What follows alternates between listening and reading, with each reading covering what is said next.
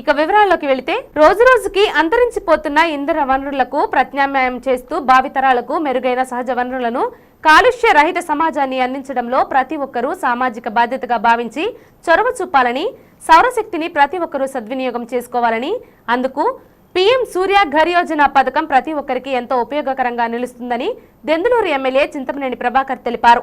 దుగ్గిరాల గ్రామంలో శుక్రవారం ఉదయం విద్యుత్ శాఖ అధికారులు, సిబ్బంది ఆధ్వర్యంలో జరిగిన ప్రధానమంత్రి సూర్య ఘర్ యోజన పథకం అవగాహన సదస్సులో దెందులూరు ఎమ్మెల్యే చింతమనేని ప్రభాకర్ ముఖ్య అతిథిగా పాల్గొన్నారు.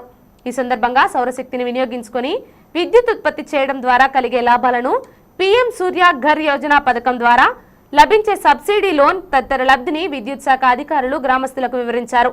ఈ సందర్భంగా దెందులూరు ఎమ్మెల్యే చింతమనేని ప్రభాకర్ మాట్లాడుతూ దెందులూరు నియోజకవర్గంలో పీఎం సూర్య ఘర్ యోజన పథకాన్ని అమలు చేయడానికి మొదటిగా దుగ్గిరాల గ్రామ పంచాయతీని మోడల్ విలేజ్ గా ఎంపిక చేయడం జరిగిందని తెలిపారు.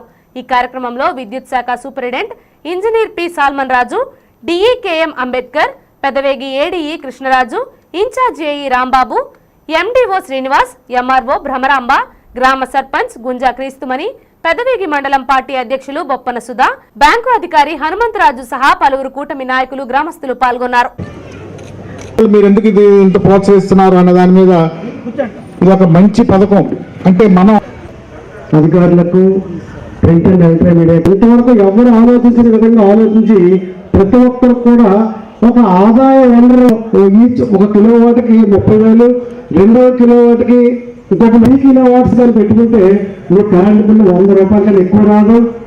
ఒకవేళ మీరు ఒక విద్యుత్ ఉత్పత్తి చేసే కేంద్రంగా అవ్వాలనే ఉద్దేశంతోనే మరి అంటే రాష్ట్రం మొత్తం కూడా సోలార్ విద్యుత్ ఉత్పత్తి చేయాలనే ఉద్దేశంతో మరి ముఖ్యమంత్రి గారు ఈ 6 నెలల తర్వాత ఈ దుగ్గిరాల విలేజ్ ఒక్క 100% సోలార్ పెట్టుకుంటే ₹1,00,000 నజరాని ఇవ్వబడుతుంది.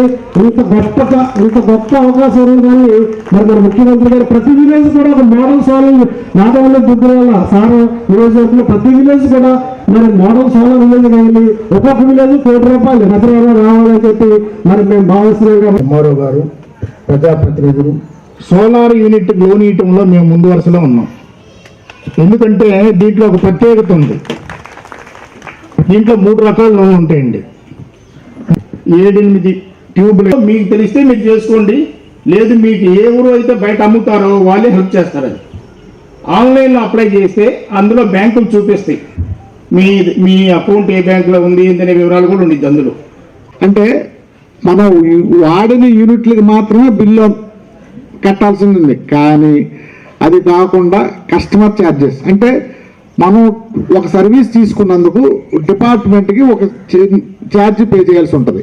అది మీరు అస్సలు 0 యూనిట్లు నిన్నటి వరకు కూడా ఈ సోలార్ ప్యానల్ వేపించి వాళ్ళకి విద్యుత్తులో ఆదాయ విధంగా, దాంతోపాటు మనం సోలారు ఇంత ప్రభుత్వం ఎందుకు ఖర్చు పెడుతుంది సోలార్ మీద అనేది కూడా మనం ఆలోచన చేయాల్సిన అవసరం ఉంది.